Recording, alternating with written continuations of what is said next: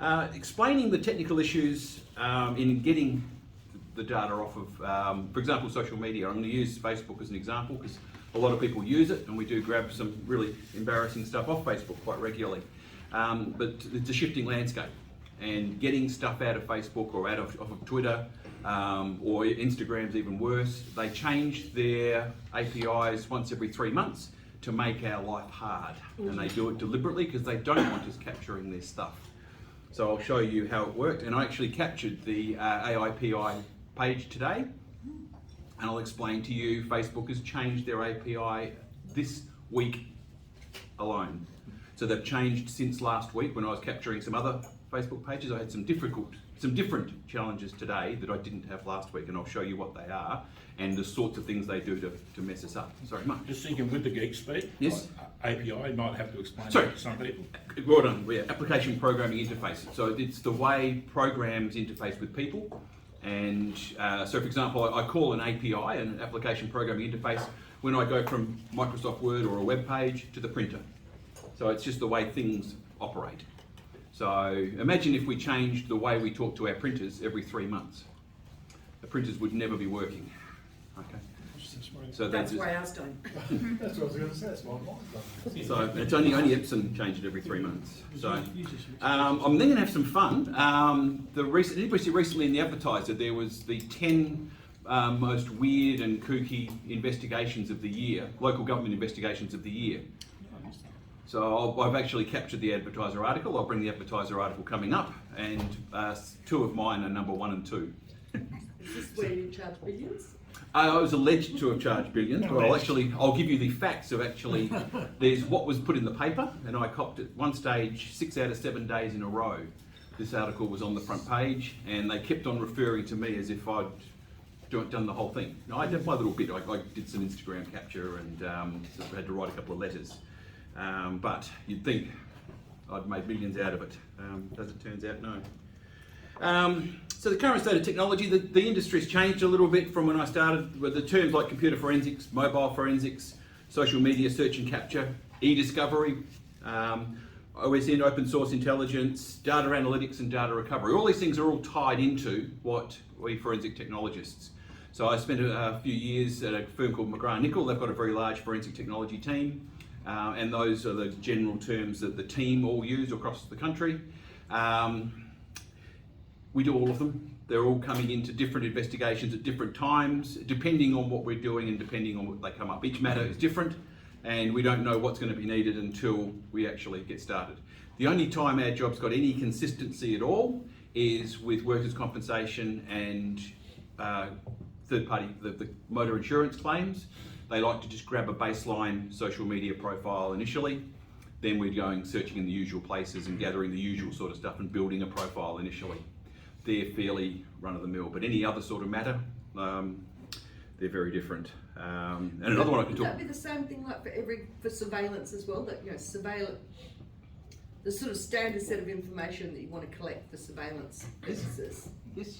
Absolutely, it's different. To say what we do changes every time is absolutely. Whether no, I just meant that's very standard. Like you have a standard set of data to start a job. Yeah. Start off an investigation. For the social media and the insurance type work, absolutely, it's a very standard set of data to get started.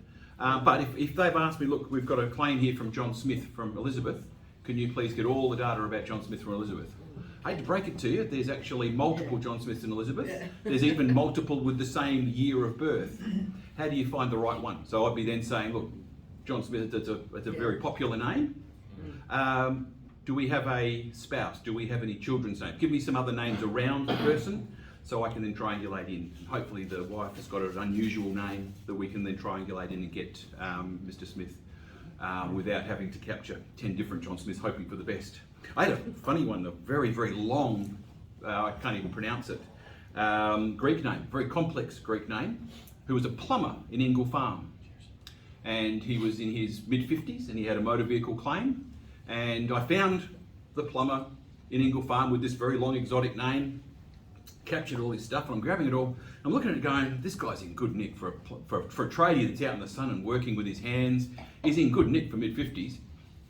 And I'm looking at the wife going, and he's jagged himself nice younger woman. He's doing pretty well for himself. And then it just bugged me. So I started scratching around a little bit deeper and found out there's 2 plumbers living in Ingle Farm with exactly the same name, and one's about 45, one's about 55. Not related? Pardon? No relations. Totally unrelated. They don't even know each other exists. As far as I know, there was absolutely no connection, no common family members or anything.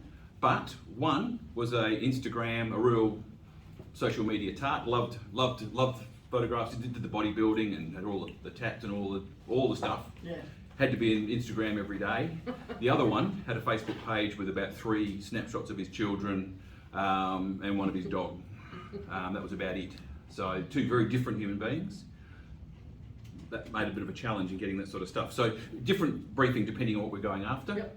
A complex name doesn't necessarily mean they'll be easy to find, so we do have to verify who we go after. It's a small industry. There's only so many of us in the town doing what we do. It's not a huge population, and it's quite an unusual sort of skill set. Oh, sorry, I'll just come back to it a sec. Some of the other stuff, data analytics, analysing large complex data sets. Did a job recently for a educational institution, and we were crunching millions of rows of data to try and get an answer to some questions. Now that question then led to a SAPOL investigation, so it was crunching very, very large data sets that we pulled out of large computer systems, and those millions of rows of data that came out of transaction logs, we were able to come up with some trends and enough to actually get SAPOL's interest to have a look at this particular matter, and we're still working on it now. So it's been a fascinating job. It's also been in the newspapers and on television, and got a bit of spark. What we managed to scrape together from what was a very, very little hunch that somebody had to a full-blown, very bad, ugly situation, which got a bit of media attention as well. Data recovery, people come to me, oh, my laptop doesn't work. Through to, in executing a warrant, somebody grabbed their phone, threw it on the ground and stomped on it. You got to find, can you get stuff back? Plus, mums from school come up, someone said, you're good with computers, my hard drive died and I've got no backups. So we quite often do that sort of stuff as well, which is the data recovery side. We also have to sometimes get hard drives back from investigations where people have scrubbed it. We were executing a court order and seizing all of devices for a particular guy down on Grand Junction Road, and he was a really smart guy. The person executing the actual uniform, getting the devices, got the phone, and the guy said, oh, you're taking my car, you're taking my phone, you're taking everything. I need to ring my wife to get her to come and pick me up. And he says, oh, I'll use the desk phone. He says, oh, look, the number's in my phone, can I just ring her on the mobile?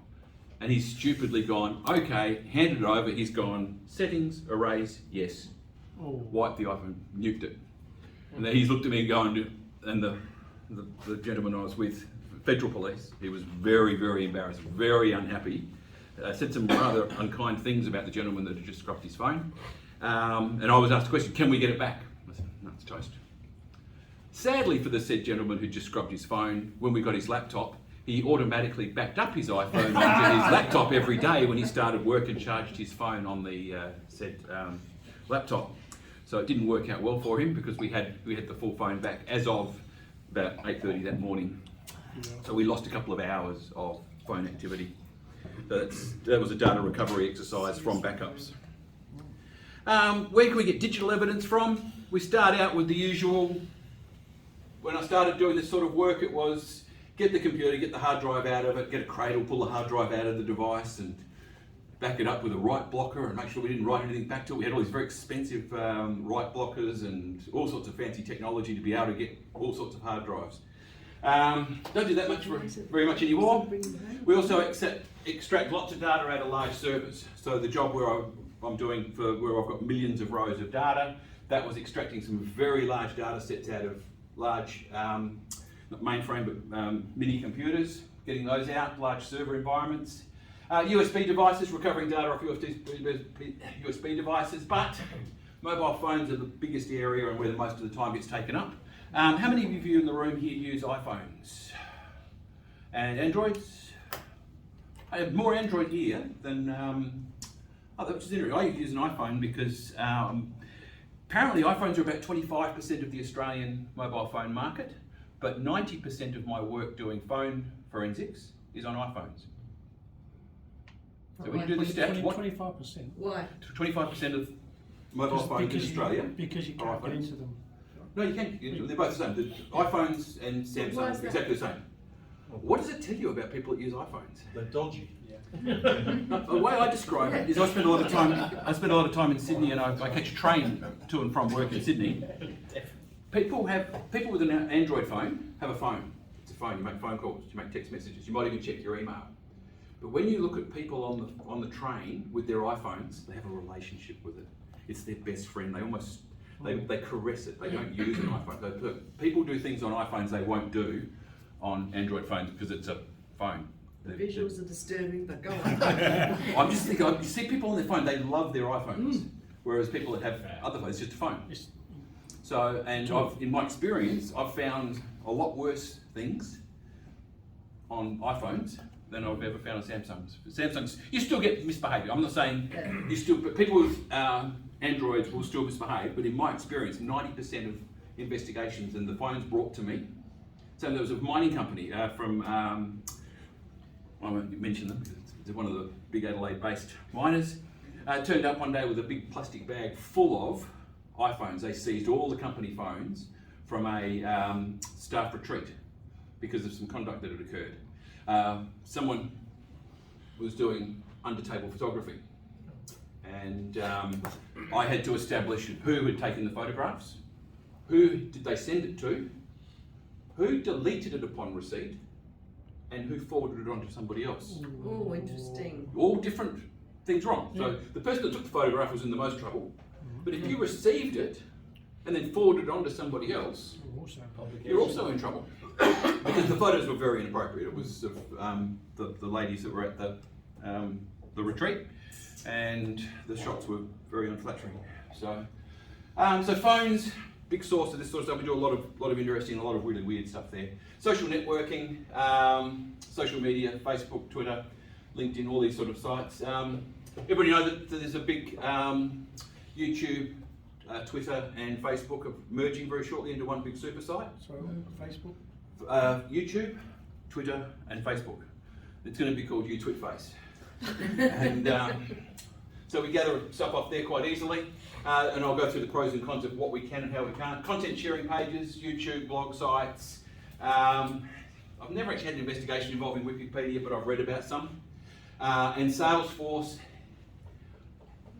Why would Salesforce come into digital investigations? Well, people record meetings. They record when they met people, what they talked about, other people they. We are talking about the equivalent of what's the other one that's big out there? The big one on here is stealing of client lists. Sometimes Sometimes salespeople steal their current employer's client list and take it. Yeah, so we do a bit of sales for this. There's some interesting stuff we gather from there.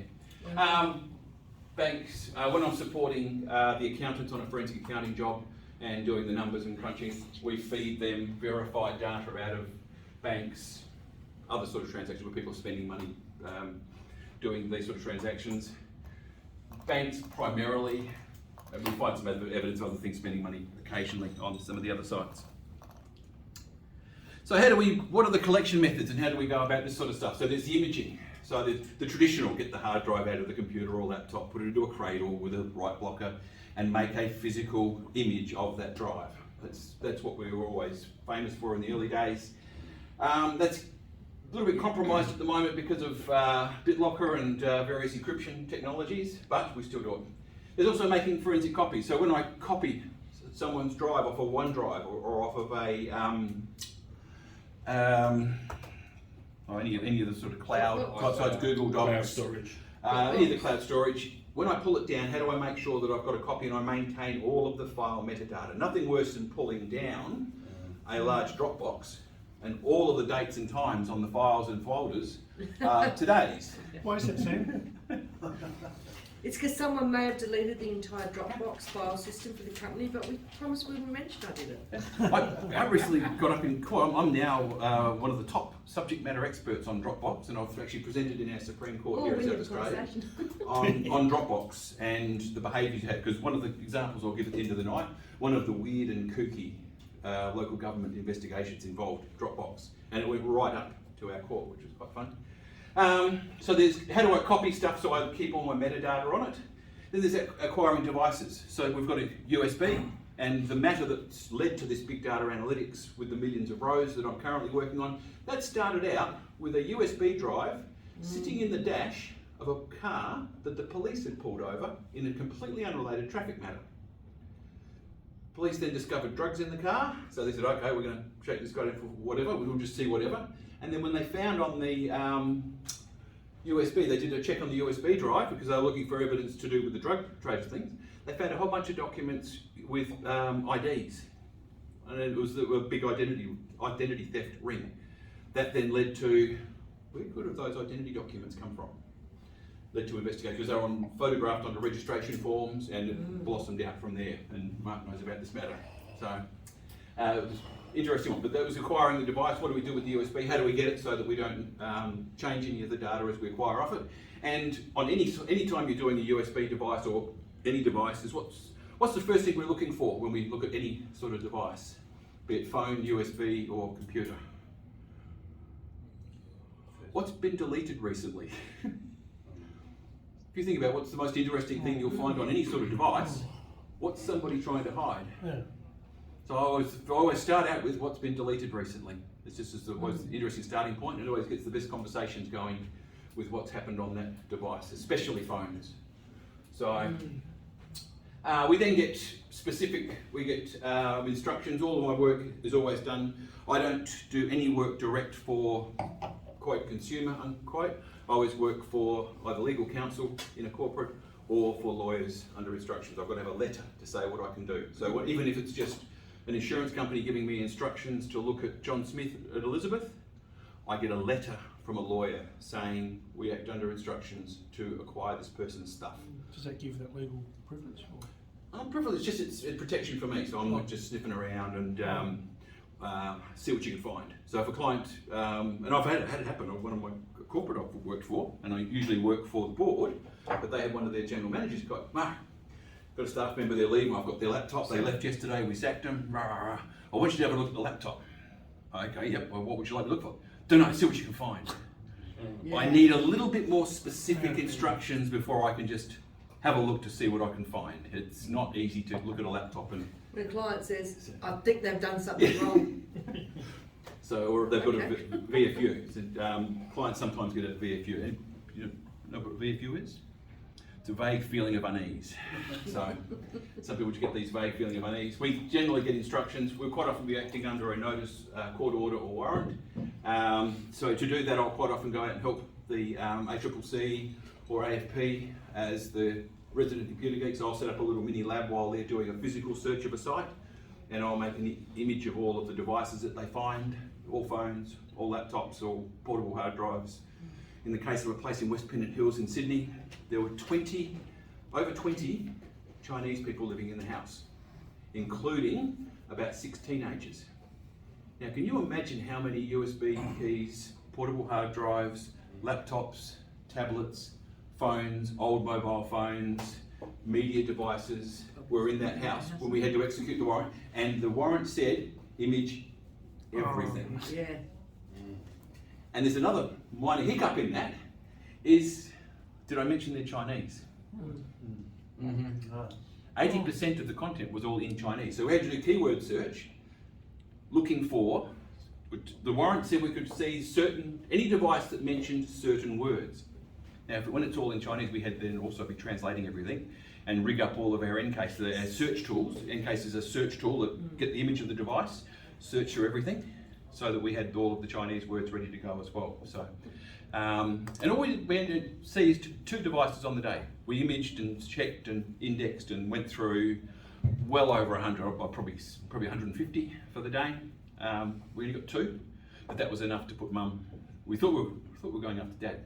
Mum ended up being done for insider trading. She got into a lot of trouble, like hundreds of thousands of dollars in fines, and several of her relatives all got in a lot of trouble for insider trading. So turns out she was a director of a company. And Dad, like the husband, We got him, he had some really inadvertent discovery, it wasn't covered by the warrant, but when we came across it, some extremely violent and necrophiliac pornography. Highly illegal, and as soon as we discovered that, that's inadvertent discovery, we weren't looking for it, but Got an obligation. hang on, sorry, I've got a Mr. Police Officer who's executing the warrant. This is, you probably need to know about this. We're not after Dad, but we're actually after two of the cousins that were living in the house, but it turned out that Mum and the cousins were all involved with this insider trading. The suspicion was they were making some very, very lucky stock trades on a company that she was the director of. Sorry. So your warrant, so if you find this other stuff that's different, that Yes. is all covered, so whatever's they discover is also... Inadvertent discovery while executing the warrant, because we'd So image everything. They can't contest the warrant because of that. No, absolutely not, no. And I bring it to their attention. I'm not arresting anybody. I'm just simply saying it's here. But Dad got into a lot of trouble because he was really weird.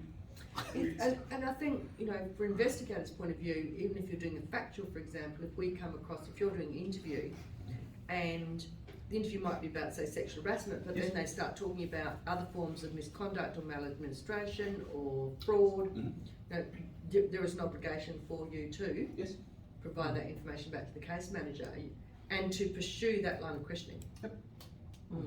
Absolutely. So we can also look for certain types of data. We might be trying to get all the photographs or get all of the Excel spreadsheets. It's not unusual, get all the Excel spreadsheets. All databases that mention the name Smith. So any documents or any materials that mention the name Smith or in a particular date range. So image all of those hard drives, laptops. We even had we pulled the hard drive out of their, is it TiVo? You know, one of those TV recording things? Oh yeah. Because it was an old hard drive out of a laptop. And that, we had to image that because that had a lot of data on it. And we were looking for a historical event, so we actually went through all of it. But we were after a particular date range. So we wanted all communications that mentioned certain keywords in a certain date range. If it was those words 3 months back or 3 months forward. So you image them on site? Yes. Had a table tennis table downstairs, a 3-story house. And we were there, we actually knocked on the door at about 6 a.m. and we were there till about 9 at night to get through it all. So it was a long day in a big 3-story house. It was a very busy house. There's a lot of them living in this one house. So the time now is also exponentially getting bigger with the bigger the hard drives get. Although you think fast, if you're imaging stuff would be faster too. No, it's not. Unfortunately, you're limited to your bandwidth. You can only download at a certain speed. And I'll mention this note. I wish. Yeah, you're doing it bit by bit. Yeah, aren't you? it's big. Yeah. Okay. But now too, also I you're suddenly talking went, yeah, Sam, you're wrong. Yep. even other devices like game consoles and Yep. yeah. Yep. There's all sorts of impediments. I'll go through some of the impediments to it. The other thing too is with geotagging, we could be looking for anything, any events that occurred with any particular sort of geotagging labels on it as well.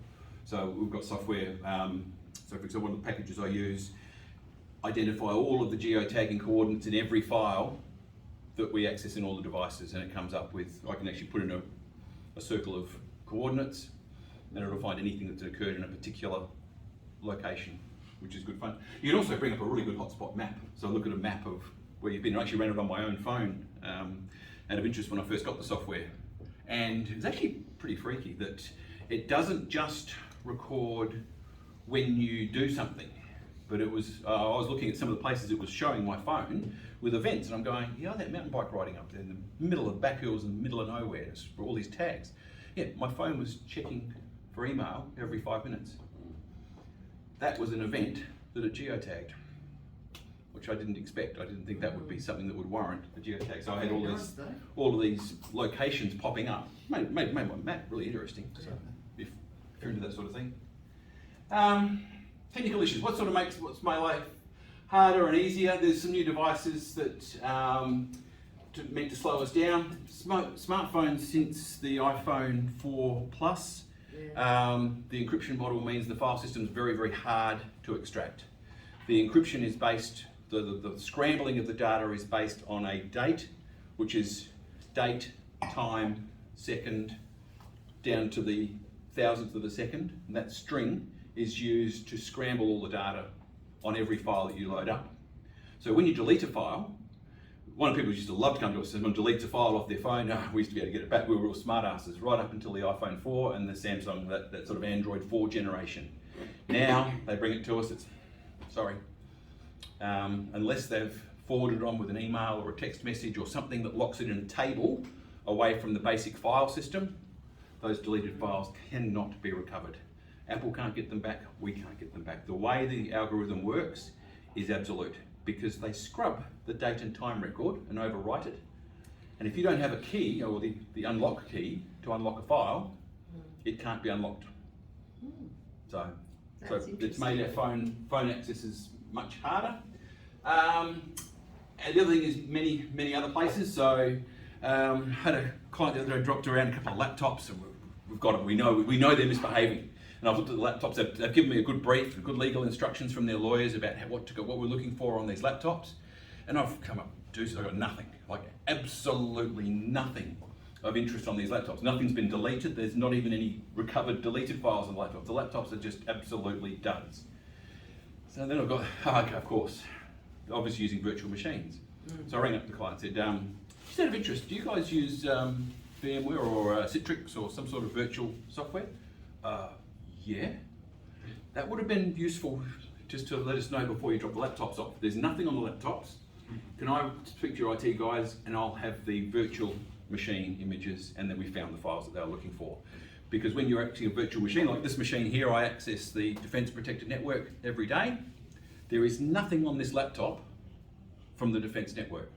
It's completely in a box called Citrix. It's air-gapped and nothing gets stored locally. It's all done up on the cloud on these virtual machines. However, it's just like sitting in my office in Defence Plaza working on a defence machine, but it's done in a box called a virtual machine. To do forensics on that, there's no point looking at that device. You've got to go to IT and get my virtual machine to see what I've been doing, getting the logs off the server. So data lives in many places. The other thing too is on this one, I only keep certain data. It's only got a 500 gig drive. I only keep so much locally, and I need to keep my space free to grab phones and stuff when I'm out travelling. So I leave most of my stuff up on a cloud drive. And I keep it in two places. Primary is OneDrive, and I have it all backed up on a secondary Dropbox. Why do I keep it in two places? Am I paranoid, or am I got money to waste, or any like to guess? Cool, backup. It's backup. Yeah. Just in case something goes wrong. You might say health. Well, no one believed that Yeah. the towers could crash, did they? Correct.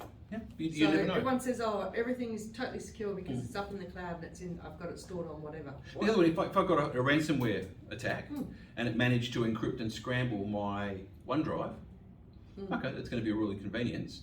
But my OneDrive is only connected periodically to do a backup, Yeah, and then cut off. It's never connected permanently. yeah. I only connect to do that backup, just in case I do, because what I do makes a lot of enemies. Yeah. So people have come after me in the past to try and hack and get into my system. So I get several regular phishing attacks where people are trying to get me to do stupid things so that they can compromise what I've got. So there's many other places that we can look for stuff. People store off portable hard drives, etc. As I said, the speed at which data can be captured versus the amount of data that's there. I've got a 500 gig hard drive. I hope none of you have more than 128 gig hard drives. In the old days, the bigger your hard drive, the bigger your reputation and the bigger you are as a human being. These days, big hard drives are a pain in the butt. They just take too long to image, and you've got more crap living in the background. You don't need them. There's no need. Very few people need massive hard drives. We've gone back to dumb terminals. Yeah, correct. Yeah, literally. They're very, very slow to image. And we had about 6 laptops up and running when we did the Chinese family, because there were multiple 2 and 4 terabyte drives on the house. It's a very, very slow, painful process. So, and moving the files around. The other thing too is it's big, large, clumsy files are very awkward to deal with. And one of the horrible things, does anybody know JP Duplessis? So JP, we had a matter, we had to swap, we were both given a conference of agreed facts. We had to get together and I had to give him my evidential data. He had to give me a hard drive with his. We had to sit down and agree so that the judge said, look, I don't want to hear 3 days of evidence from each of you, strenuously agreeing with you over everything. And there's one thing that we're arguing over. Yeah. So we had 1 day in court where we had half a day of arguments each about the specific thing that we were worried about, and we gave him about a 20-page report of the stuff we agreed on. But hard drive he gave me, the first thing I did was try to undelete. Wonder what else is on this hard drive. Did he slip up? And he didn't. He'd scrubbed it really, really well. But I'd scrubbed mine. I was a little bit nastier. I gave him a really big hard drive, and I copied the Disney movie Dumbo onto it. So you work in opposition to each other? Or? Yeah. Yeah, they're working from it. So I gave him about, I put Dumbo on about 100 times, then I deleted them all. So when he looked at the hard drive, it's covered in data. There's no zeros and zeros, it's all covered in data. So he would have run for 48 hours an undelete routine to get these massive big movie files undeleted, and realised he had 100 copies of Dumbo. I won't actually repeat what he said to me afterwards. He wasn't very nice. I thought it was rather unkind. So handling big, whereas if I'd have covered it with 10,000 little photographs, Yeah, and then deleted them all, he would have had them back in a couple of hours. yeah. Handling big files are very slow, clumsy, and the processing of them, especially when they've been encrypted, it does get very, very messy and untidy. In how we actually work with those. Pulling down large sets of data off the cloud too is very slow and clumsy. So if I'm pulling down a virtual machine, that's quite often anywhere from sort of 20 to 100 gig in size. That could take a while to pull that down and to be able to process it. So moving that sort of data around gets a bit clumsy. Storing that Dropbox. Phones and encryption, same thing with these things, BitLocker. If anybody doesn't use things like BitLocker on your hard drives, please, I encourage you to look into it and get it. Some of my defence colleagues have been caught out leaving USB keys in airports. You would have a couple of very famous examples of... It was a CD. Oh, sorry, CD. Yes. She left it in the business terminal, Yep. not her own. Yep. If that had been encrypted, wouldn't have been a problem, but it was unencrypted. And there's actually also been... Police leaving CDs in the back of police cars with informant information. Yeah, the police are actually really good. The police encrypt their CDs and you've got to have the key. Now? Oh, okay, yeah, yes. You've got to have the key to unlock them, because I get police CDs quite regularly, and both Queensland and SA use the same. Talking early same 2000s. No, they didn't back then. No. So, but that issue of encryption, it is good. I saw a really good chart on one of the social medias the other day about the time it takes to uncrack encryption of passwords and cracking into systems. And a mate and I went up to Bandung in Indonesia to do a hacking course. So we're a white hat hacker. So I'm a white, he's a grey hat, I'm a white hat. We did this course and we're sitting at Jakarta airport to come out. And there's a bit of a sort of saying that anything less than an 8-character password, you can crack within a very quick period of time. 9 characters, you're looking at a year or two.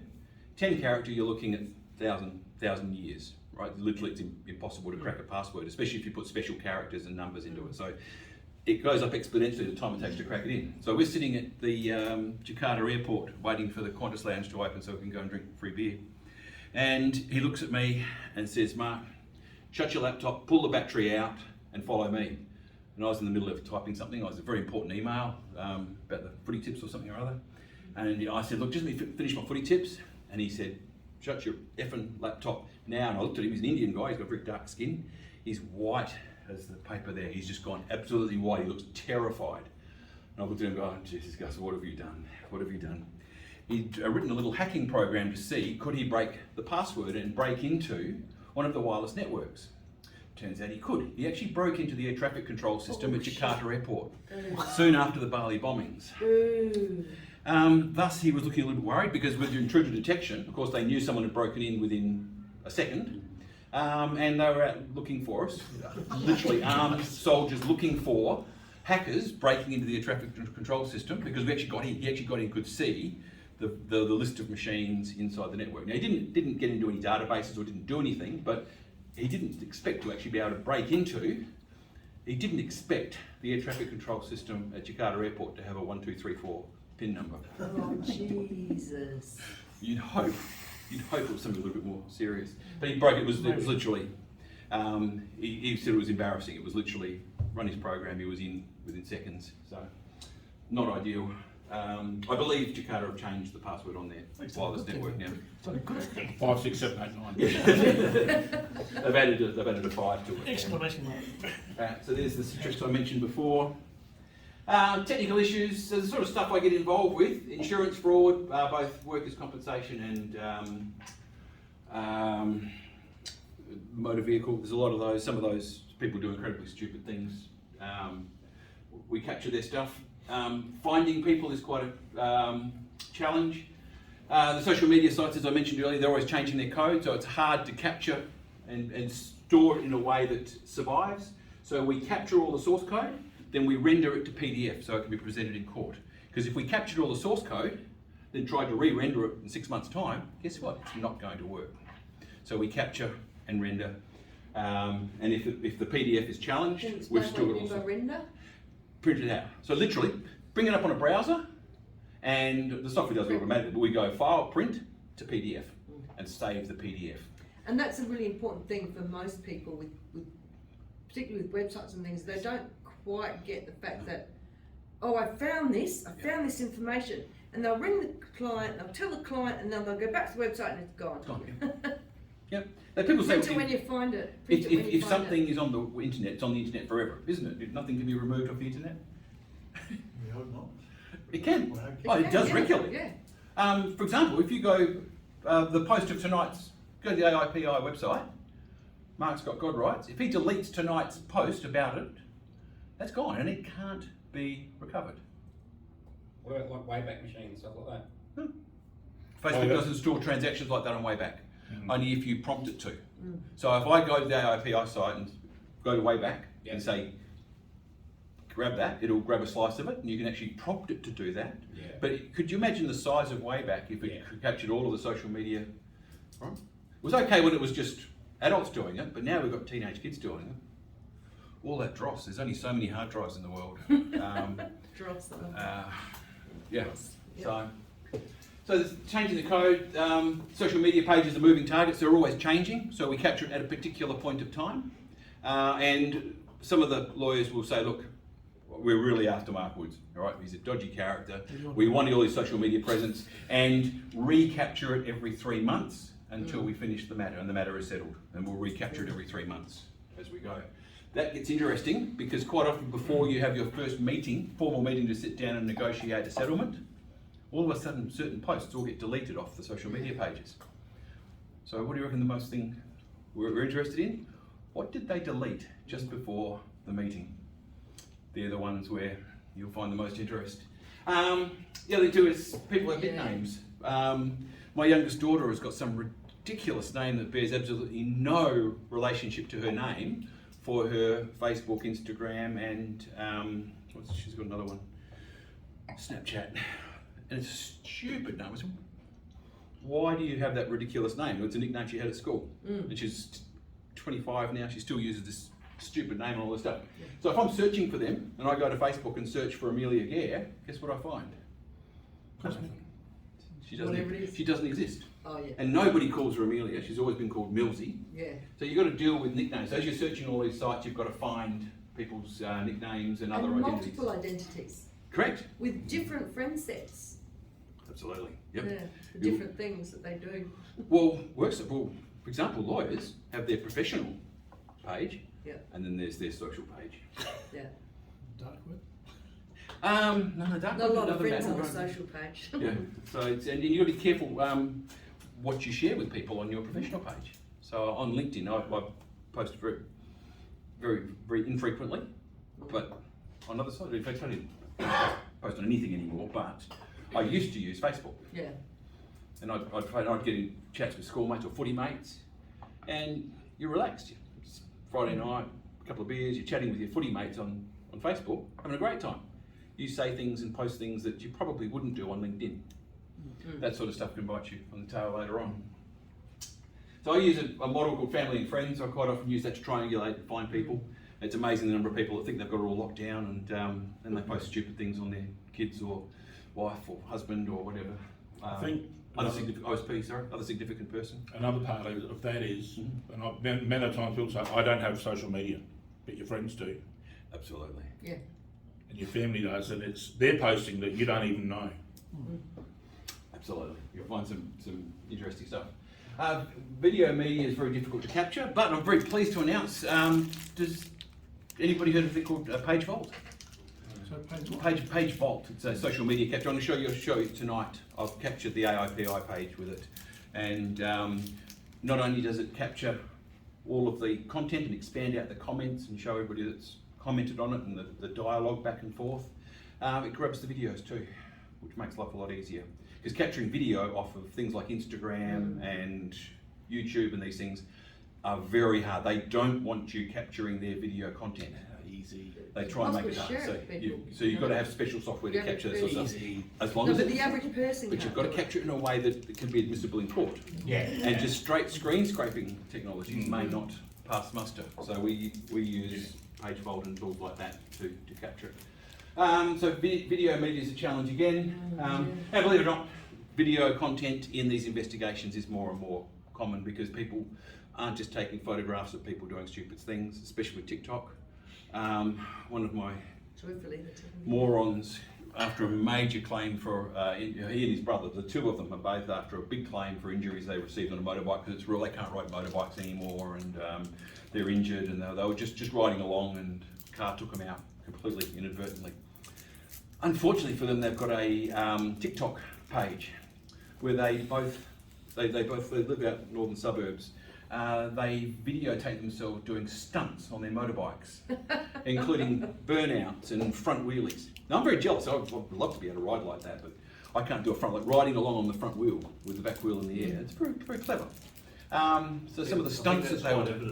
Pardon? Yeah. Thanks. A couple of people didn't pick that up, but yeah, yeah. So I do try occasionally, but it doesn't end well. But so these guys are pulling a whole bunch of stunts. The fact that they were doing them after they were also doing it on public roads. When we handed that over and we used that in their meeting to trying to arrange, can we come to an agreement on a settlement here? They dropped their claims. They realised they were in a bit of trouble and they got themselves in a fair bit of a legal bind because what they were doing wasn't legal. They weren't injured. They could still ride motorcycles. They could still do some fairly clever stunt work, and it wasn't affecting their ability to work, ride, live, socialise, drink Break beer, the law. and I believe drugs may have been involved as well, but allegedly. So, also some apps don't have any so someone says, look, go get all of their kids use a lot of Snapchat because parents can't get the data from their phones. So Snapchat is very popular among kids. So I've had that. There was a bullying and harassment case involving 7 of the biggest private schools in Adelaide. It was a big ugly case all over. One boy excluded from one of the after parties on a year 12 formal. It led to a whole bunch of bullying, harassment, and then a whole bunch of stories being told about different people, and then it just blew up. But it all happened in Snapchat. And it wasn't done by the kids. A couple of the mums got hold of Junior's phones, pretended to be Junior, and fired off some bullets at other kids. So it was horrible. So, but could I get anything off the phones? We imaged some of the kids volunteered their phones that we could have a look at. Wasn't until we got orders to actually get certain kids to hand over their passwords and access it on laptops that we were able to look at it. Sorry. Very interesting. One of the things I've noticed with workplace investigations is more and more and more little cliques and groups within government are using Snapchat. Yes. You know, because for that very reason, Yes. that they can have their own little clique, having their own little thing, and no one's the wiser. Well, Malcolm and Lucy Turnbull, they're big on Snapchat now after what happened to them. So it's very hard, and unless you specifically say so, it's very hard to get stuff back from Snapchat. So the platforms, Facebook and YouTube, WhatsApp, they're massive. The numbers of people involved is absolutely massive. In Australia, interestingly enough, you go to do a school investigation, the kids all laugh at you if you talk about looking at Facebook. They call it geriatric book. No one seriously uses Facebook anymore if you're under 30. So geriatric book. But if you're doing a country investigation, you'll get the whole town. The whole town, that's how people communicate. If you're in a private school in the suburban area, teachers, it's inappropriate for teachers to be connected with, to be friends with their students in Facebook. It's inappropriate. If you're in a country town and a teacher doesn't connect with the kids in their class, it's bullying and exclusionary. Two different rules for different parts of the state. WhatsApp's good communication. That is very well protected. It's very hard to get data out, but we've got a new tool. Have you seen the new WhatsApp extractors? There's some good stuff where you can actually capture some stuff from WhatsApp. Before it was a locked book. We're not telling too many people about it, but you can actually get stuff from WhatsApp now. Not all of it, but you can get some of it, depending on the device. WeChat, I've never done a job on WeChat, but I have done some Indian and Chinese Facebook content. I put a procedure in place that some lawyers have now got an agreed standard for. How does an investigator like me, I don't speak Chinese or Indian, but I've had investigations where I sit down and do an investigation, social media investigation, looking for specific parameters, but I do it with a translator for the, so I sit down with someone to do the search and find things, look for certain words and do the searching, capture it. I use my standard software to grab the pages. Then I have it verified by another interpreter who verifies that the first interpreter wasn't taking the piss, that we weren't being set up, or that it is what we think it is. So that little process of using two has actually worked quite well. And we actually added a step because of a particular community, it was quite a tight community. We actually used the secondary interpreter we got from interstate, just in case there was any family connections. Have you found any inconsistencies? Have you found inconsistencies when that's done before? No, it worked. We've yes. done it twice, Yeah, but and it was really successful. And But you haven't found an interpreter. that didn't do the right thing. No, it didn't. But there was concern because, well, the one that we were concerned about was actually a Korean one, and the Korean community, especially in South Australia, is a very tight community, So everyone knows it. and they've all got the same name. They're all Kim. Yeah. So you try and find someone outside of that family network. I don't know. I can't say whether they are or they aren't. And I can't think. But we used a New South Wales interpreter. There's actually what do you call it? Skip Anglo person who happened to speak Korean, had lived in Korea, so was outside of that family sort of circle. Worked quite well. Messenger, I detest Messenger, but we can get stuff out of it as well. Telegram, like WhatsApp's fairly well locked up. Haven't had any joy getting out of Snapchat or Telegram at this stage. So, have you got anything out of Telegram before? Not really, because of the encryption on it. Yeah, I've never been able to get anything. It's just a black book, black hole, and that people are using that like they use, like the kids are using Snapchat. It's just a black hole. Parents. What are drug dealers using? They were using Axiom. Yeah. Yeah. They moved across to Telegram. They'd all be Telegram now, and that's pretty tight. And just to give you an idea how it's tied up in two big companies, just the scale of the companies that do it. I thought there was an interesting little example there of the Chinese, the scale of the Chinese involvement is growing. Meta, what I call the evil empire. It's a lot of people. It's mind-boggling. So just some basic principles, like everybody else here, we've all got our standard investigator type rules that we learn when we go to school. When we're dealing with electronic evidence, we should never change anything. So, for example, I got a couple of laptops delivered to me the other day. They were delivered to me. I imaged full images of the hard drives, made sure that I could read them, that they would open, that they weren't bit locked. Once I knew that, got rid of them. I actually prefer to work on images of the hard drives once the hard drives have gone and back to the lawyers. Means that no one can ever accuse me, because I've got all the date stamps and everything, all the records. I worked off versions that were completely isolated from the physical device. Yep. It's a really good way of working and keeping away, so we can't change anything. We've got to be ready just in case. There's plenty of smart IT guys. Adelaide's full of really smart IT guys. Why would somebody pay extra to use someone like me? Because I can explain it. I've been to court many times and you've got to dumb it down. When we're dealing with lawyers, you've got to speak very slowly and explain it in very simple terms, because it's not their comfort zone normally. So you've got to be able to explain how we did it, and also have everything documented and preserved. IT people just love to just get it all done. Yep, and they race into things, and I'll backfill the documentation later on. When you're playing around with technology, that can quite often be hard to just how many steps you did, and you miss a few, all of a sudden it can't be repeated, because you've got to be able to go back. An independent person, I've had to do this. Fred's done an investigation into Mark, and we reckon he's done something dodgy. So we've gone through his evidence saying how he got this particular evidence. I've gone to try and repeat it. No, that's not how it happened. This data has come from somewhere else. So, mobile forensics, yeah, the acquisition. So getting stuff, there's two types of acquisitions we do. A physical is the byte by byte, the exact copy of a device. So when I do an exact copy of my iPhone, it's completely encrypted with the iOS operating system, and without the key to unlock it and be able to decrypt it, it is absolutely useless. So these encryption keys are very complex. So the physical capture, whereas in the old days, you'd capture the physical device, you'd unlock it with the PIN number or a password, and you could just see the whole file system of the phone, and all the deleted stuff could be recovered and undeleted quite easily. These days, physical devices are very, very hard to capture. So what we do is I do two things. I'll make a physical copy of it in case I can get something off it, but I'll also take a logical. So while I've got the phone open in the software to capture it, get everything that is there that I can see, the actual file system of it, and the laptop. So for example, if a computer has been run with BitLocker, it's all locked up and encrypted, so I can't recover deleted files from the image.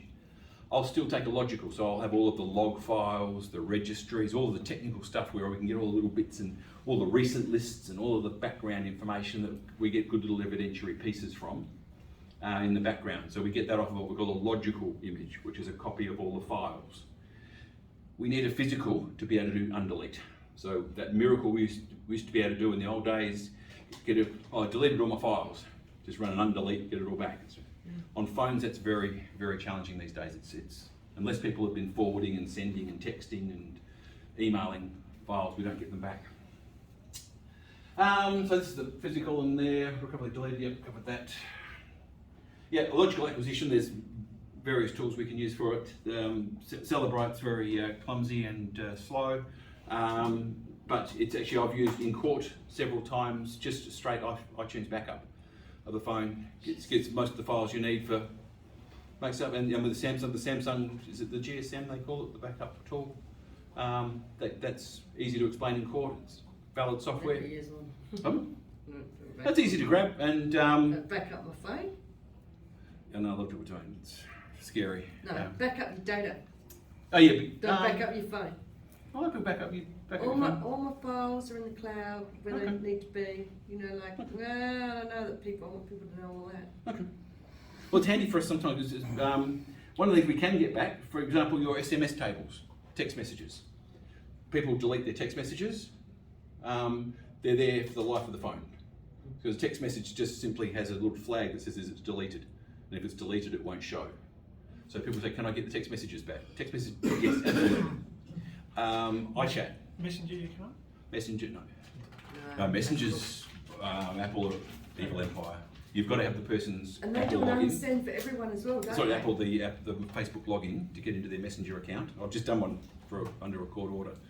Or they weren't, it was a lawyer. It was a lawyer's Messenger account, and he was given a court order. You have to hand over this untampered.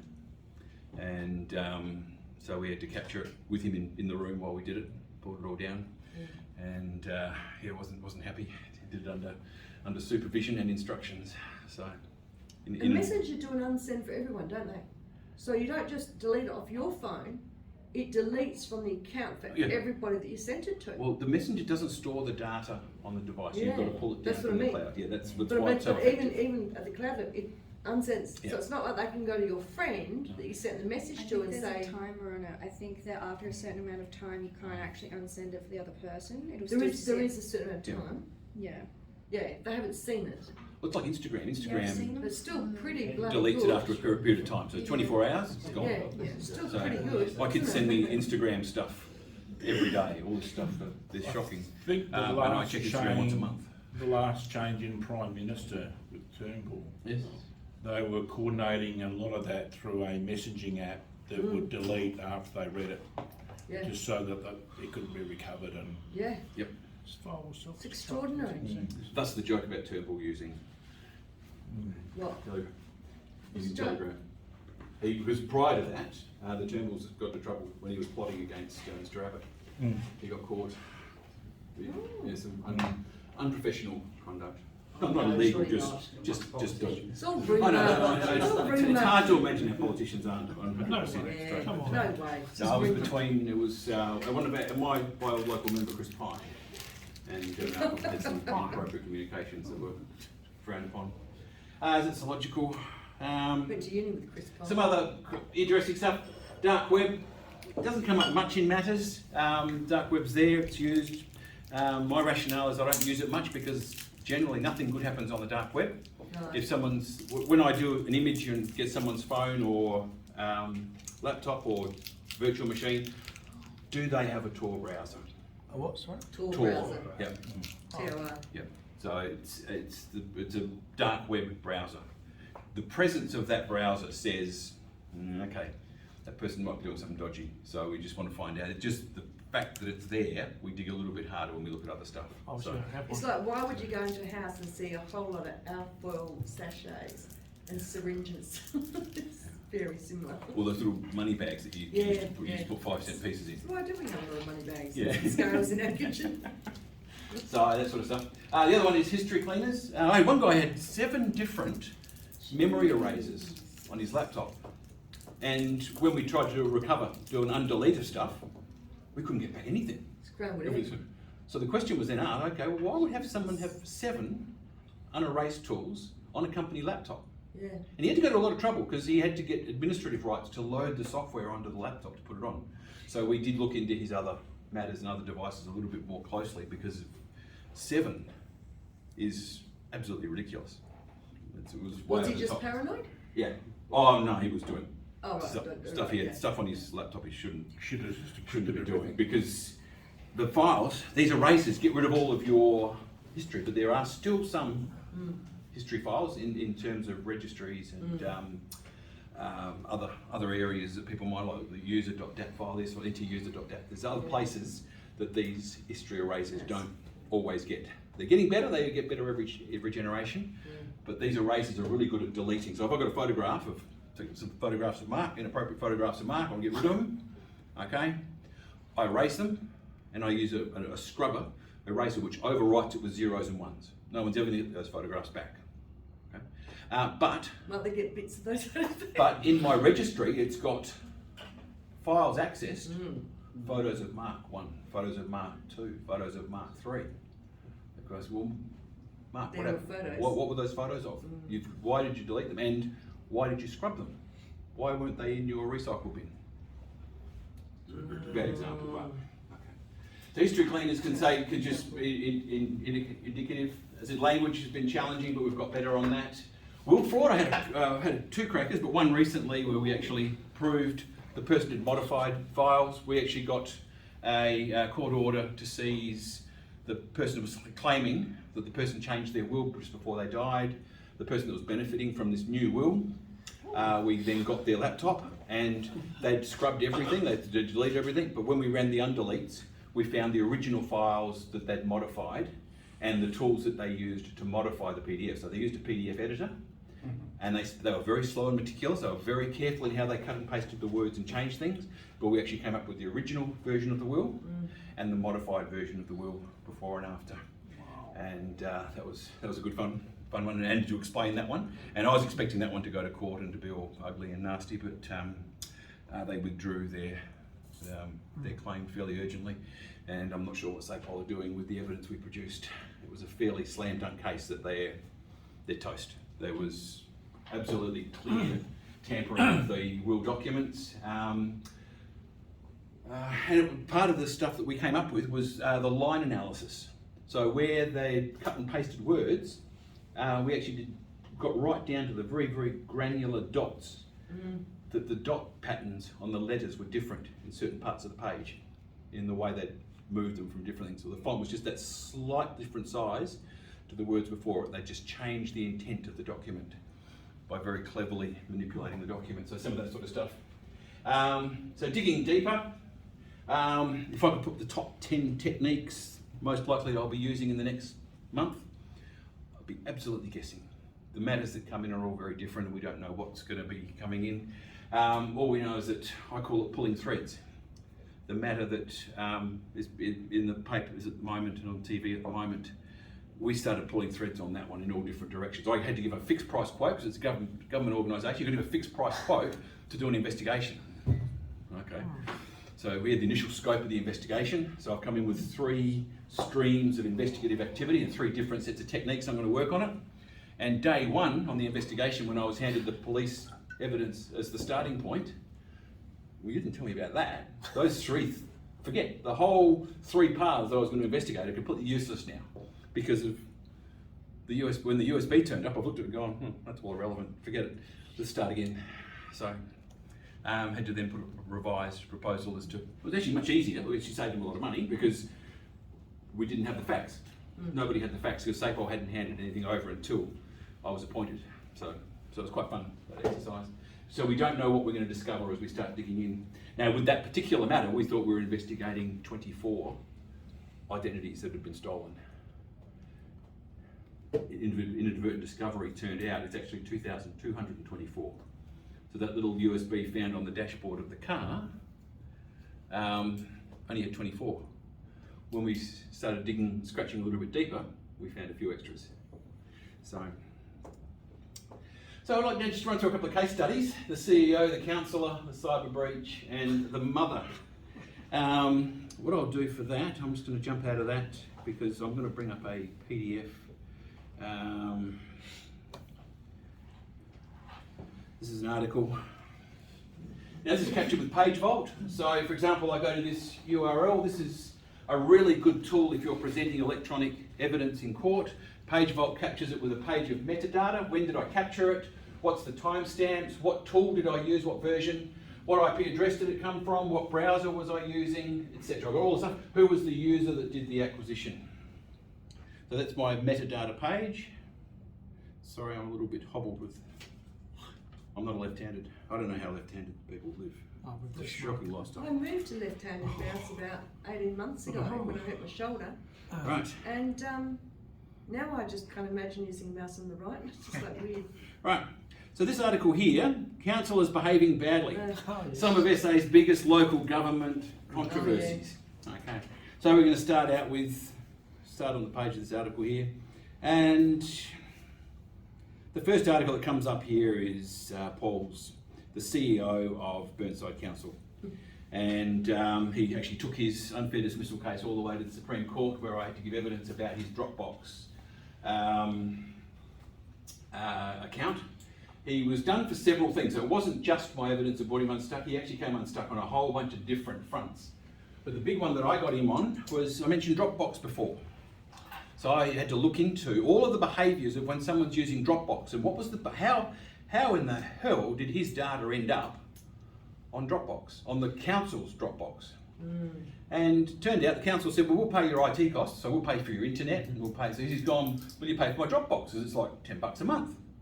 They go, yeah, we'll pay your Dropbox, no worries, yep. So he's merged his private Dropbox into the council's Dropbox, which would have been fine, except he also, when you joined, he got rid of his private account and just had the council's account, which means his huge collection of, let's say,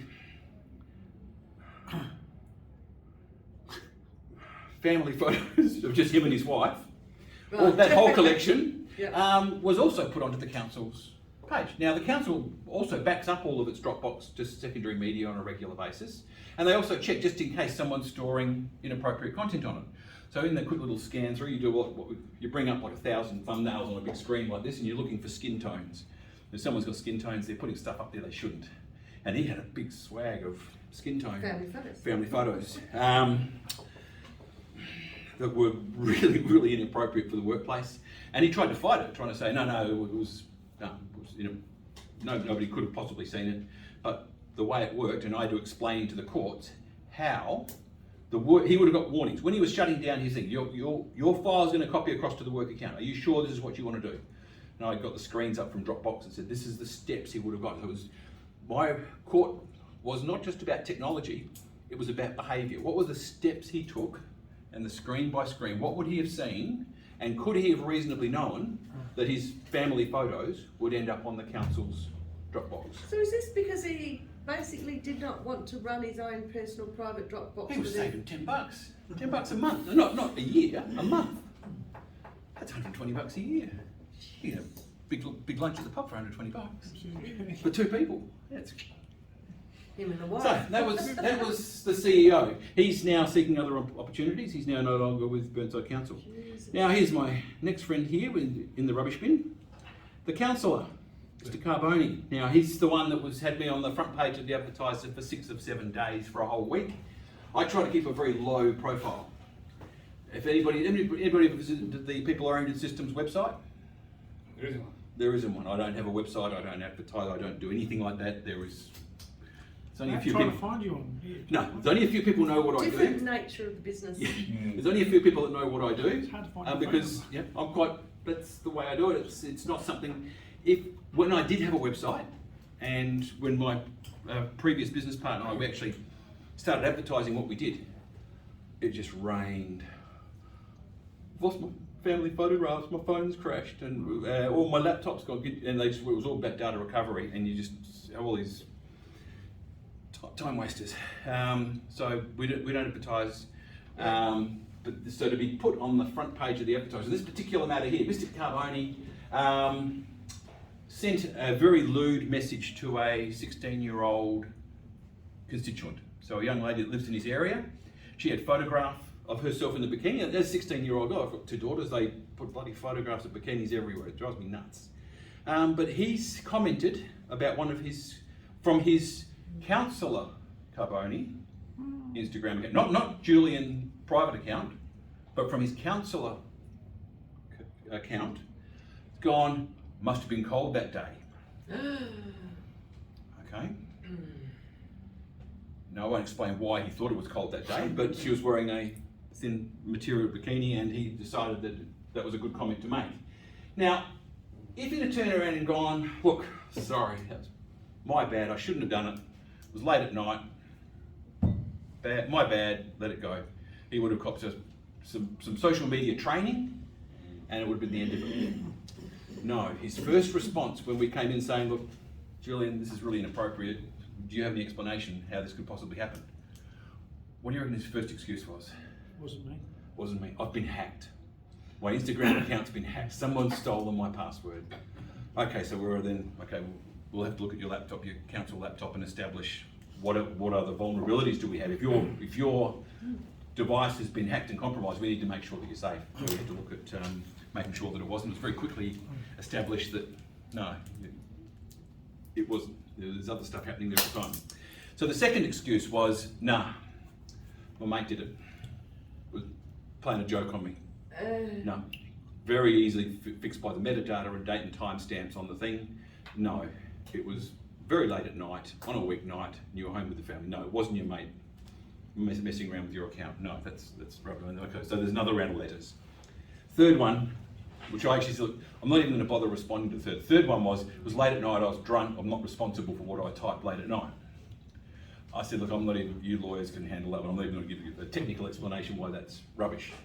But what I was upset about is, does anybody remember this being in the Advertiser? Yeah. Big thing. Mark's made $11,500 for that investigation. Right? How much do you reckon I actually got? 2. Of the 11.5, I got 2. The lawyers got 9.5 on all of the letters back and forth and all of the HR dealings and dealing with the excuses and all of the toing and froing. And because he was a councillor, the 3 hours. The council had to pay both sides of the legal fees. Yeah. So the lawyers all cashed in, and poor old investigator doing all the hard work only pulls 2 bills. But I got all the publicity in the front page of the Advertiser. Mark, cashing in on a council investigation. It was interesting, wasn't it, the way they worded it? Because it was an $11,000 investigation, but they just named you. Yeah.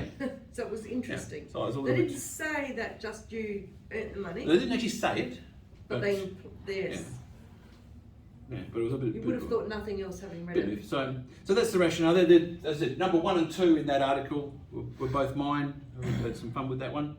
And how we have the time, Mark? I'm probably 7:30. was that We're fine. okay? Yep. Yep. Okay, next one. We'll just go AIPI. Which is the big one?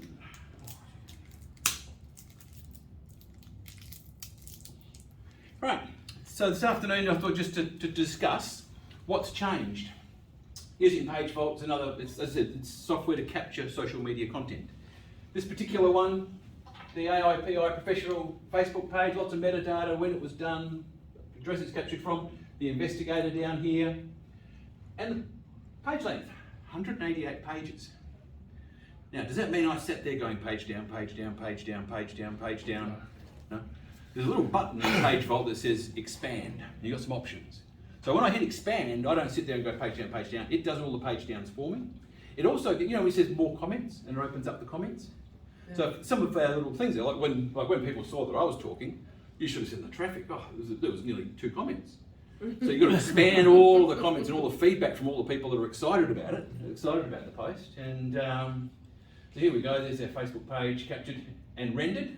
So this page here, even a lawyer can read a PDF like this and understand what's on the Facebook page. Come down here and look at this event here. How is it? There's 2 people, how good is that? 2 people going. Talk about drag a crowd. So there's all the details. And that's easy to read by anybody scrolling through it. And where comments have been included, they get expanded out down the bottom here. Now, 188 pages, so it's captured the entire history of that Facebook page from go to woe. Now, I can also narrow it down to, I could have just narrowed it down and just grabbed the 2. When you say history, is it history or it's just what's publicly available? What's publicly available. Public. So, as I said, if we decided this particular cyber security centre, this post here, they get into trouble, we're going to get rid of that. We don't want to be associated with them. So Mark goes in and deletes that post. That can't be recovered. But if you've taken one 3 months before, Correct. it's already there. If I've got, now I've got it here, it's evidence. Yep. Right? Now, Yep. PDFs and JPEGs, it's rendered. It's really hard to defend that in court because a JPEG's foolproof. No, oh god, no, I figure them all the time. Yeah. Have you seen some of the photographs of what's Prince Harry's wife? There's all sorts of stuff, memes going around about Meghan. So they're doctoring Meghan stuff at the moment. JPEGs can be tampered with. Now, what's defendable here, of those 188 pages, not only in Page Vault do I have that PDF of history, I've got all of the source code used to create it. Right. Now, that won't render well in 6 months' time, but I've got every JPEG, all of the HTML code, and someone like me can read and interpret that in court. If it was challenged, I could then defend this rendered PDF. It will take a while, but it's defendable because I've got all the source artifacts to defend that capture of 188 pages. I'm still astonished at the number of investigations I do where people send information via Word documents and they send letters to each other, attachments, even lawyers. Yeah. Send letters as And they send them Word all Word. documents. And then they do someone cleverly goes, oh, let's just see what track changes shows us. I'm pretty sure I said the Treasury report's a PDF. Yes, no, kudos, well done. Yes. And then you find that, you know, the lawyer has replaced the names of the people in the document because it's a precedent document and charge them for 10 pages at, you know, the rate, and the client's incensed. Yeah. And it's like, But oh, technically God. too, if they've taken names out and other privacy information, that's a You can data settle, breach. you can settle. Well, that's actually a data breach. Yeah, you can settle.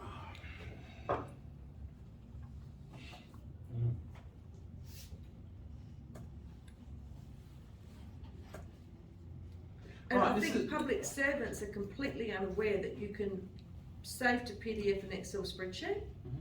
That's the Yep. one thing that we see the most. I don't think I've ever had anyone actually send me a PDF of a spreadsheet Oh, I do it all the in time. government. I know. I absolutely. But you know. And the I shit. lock them with a signature Yeah, too. no, I you lock know them our so shit. that they. Right. because No, people no. like me can change a PDF. Yeah, So I know. we lock them with the signatures. But they send me original Excel spreadsheets, and I'm thinking, Jesus. My invoices are Pop excellent. another one up as an example here of Could a be PDF. smaller post. This is just a 2-pager, Mm. but this particular post expands out all the comments, and typically, once we've captured the big 188 pager, the lawyers have a bit of a browse through, they'll then come back to me and say, Mark, look, I really want to get that, really want to know about this Mark Gare presenting, get all the details, especially all those people that comment. Look at the traffic Yeah. down here, all the comments and all the people engaging with this presentation. My friend Builder, who was, I'm a bit jealous actually, he was doing, he could do a 360 on a wakeboard. Now, when I've tried to do a 360 on a wakeboard, I end up face planting and end up like this. It's just terrible. But he could actually do a 360 with a crippled back so bad he couldn't work anymore. So it was a miracle. It was an absolute miracle. So they'll come back and say, look, we want full details and an expanded post of specific posts. Another one, my young lady, who same thing, she had a motor vehicle accident and her sporting career was ruined and she wouldn't be able to play sport again, and she was too injured to be able to work. But on Instagram, she was at the Institute of Sport, training for the next Olympics, doing, and I was also jealous of her, she was doing fingertip push-ups with a 40-kilogram weight stack on her back. And I thought, I'm a big bloke and I can't do fingertip push-ups. And I certainly can't do it with 40 kilograms. Physio, mate, it's physio. Just having a good day. Yes, so both those two individuals withdrew their claims for compensation, interestingly enough, because of what we found. So that's a couple of cases I've been involved with. Brilliant. Some stuff, listen, we do some of it, other stuff, other people do other stuff. It is an interesting game. Every job is different, and it never ceases to amaze me how stupid some people are. So does anybody have any questions? Tell them how much paid vault costs. Page Vault's $200 US a month, so it's about 280 Australian dollars a month. So it's Can not you, more than can that, you just actually. dip in and dip out? No, it's good. It might be 300. It's about Yeah, 300 it's about- Australian. Yeah, Yeah. it cost me about 400. I had it for a while. So unless it's your business, don't do it, just Yeah. hire you to do it. I use it a lot, Yeah. and I negotiated a discount rate because there's only one of me, Forensic. right? And I'm limited to the number of pages. Yeah. So I can only have so many. I got 10,000 pages a month. Yeah. I can't go. So if I get up close to my page limit, I've got to dial it back and roll it over to the next month. Yeah. But I've never actually hit the wall. But yeah, so you can negotiate a little bit better. I have found But it's another tool, Yes. Chrome extension, Yep. and it'll capture the whole page Yes. in a single long PDF. Okay. And if you pay $12 a year, Oh, a year. yeah. However, yeah, it puts the date timestamp up the top and a URL. Now, I was sus on the $12 a year, thinking, So Australia Post credit card, put on some money. I'm happy to use that. Yeah. Because, if they're going to scam it, they're going to go for $20. Now I've got Page Vault. I've got another one. I've got a few tools like Detective Desk. Most people use these sort of things. There's some good packages. I used to use Caspar, but I prefer Detective Desk as a search tool, just to find people, and that triangulation, finding other significant persons, who else lives at the address, do I have the right John Smith at Elizabeth type scenario. So these sort of tools. Yeah, I mean, we find financially as a business, and this is just a business thing, we find financially, if we need desktop investigations, if we need forensic, if we need that stuff, I think I'm fairly IT literate. Yeah. I hope I was, but it's just not worth it. Yeah. The amount of time for me to learn a tool, do that stuff, we just go to these guys. It's just what we do. We just outsource it all, because learning all of this You can is spend hours, couldn't you? hours. Chasing the rabbit down the hole. Oh, just hours. Yeah, right. Yeah. Days, weeks. No, I mean, Oh, just it's- learning to use the tools and all of that stuff. But the thing you find too. But you need to know have an understanding of this as to Yeah. why you need to go to these guys to do it, and not try and do it yourself. It's handy what threads to pull. So when I was quoting that education, the identity theft job, I laid out 3 investigation plans based on 3 very discrete paths of channels of investigation. And as I said, as soon as we found out that the metadata of the files weren't the same as the metadata in the native system where the files are stored, blew up everything. No point, all the other things we were going to do, absolutely no point doing them, because someone had renamed the files after they'd left the organisation. Yeah. And they'd renamed them, not based on the person's name and details, but it was based on the type of ID in the form. So there was license 1, license 2, license 3, and L license 1, L license 2, learner's permit. So, and another one was called passport 1. So they'd been renamed after the files were stolen. Yep. So all of the So they file can track that metadata back, searches yeah. we were going to do on the organisation systems, and we're going to do this and do that, and all this amazing metadata work, completely irrelevant. So, Very, very, very interesting work you do. so hopefully answered a few questions or gave people something to think about. And Very good.